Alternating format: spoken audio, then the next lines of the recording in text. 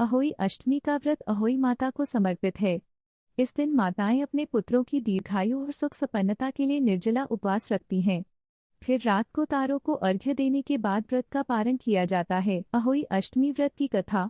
पौराणिक कथा के अनुसार एक गांव में एक साहूकार रहता था। उसके 7 बेटे थे। दीपावली से पहले साहूकार की पत्नी घर की पुताई करने के लिए मिट्टी लेने खदान गई। वहां वह कुदाल से मिट्टी खोदने लगी।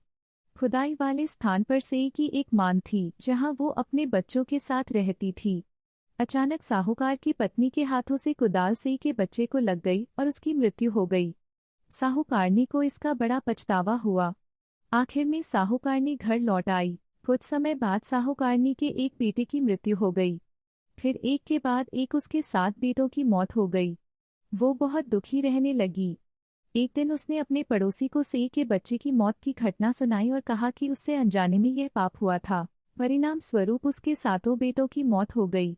यह बात जब सबको पता चली तो गांव की वृद्ध औरतों ने साहूकार की पत्नी को दिलासा दिया।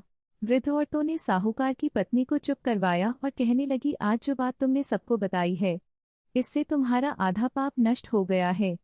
उन्होंने साहूकारनी को अष्टमी के दिन अहोई माता, सेई और उसके बच्चों का चित्र बनाकर उनकी पूजा करने को कहा, ताकि उसकी सारे पाप धुल जाएं। साहूकार की पत्नी ने सबकी बात मानते हुए कार्तिक मास की कृष्ण पक्ष की अष्टमी को व्रत रखा, विधिवत पूजा कर क्षमा मांगी। उसने प्रतिवर्ष नियमित रूप से इस व्रत का पालन किया।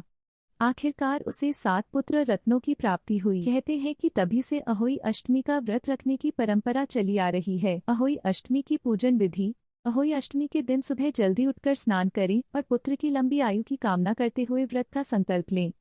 अहोई पूजा के लिए गेरू से दीवार पर उनके चित्र के साथ ही साही और उसके 7 पुत्रों की तस्वीर बनाएं। देवी को चावल, मूली, सिंघाड़ा अर्पित करें और व्रत की कथा सुनें। पूजा के समय एक लोटे में पानी भरें और उसके ऊपर करवे में पानी भरकर रखें। इसमें इस्तेमाल होने वाला करवा वही होना चाहिए जिसे करवा चौथ में इस्तेमाल किया गया है। शाम को तारे निकलने के बाद लोटे के जल से अर्घ्य दें। जय अहोई माता।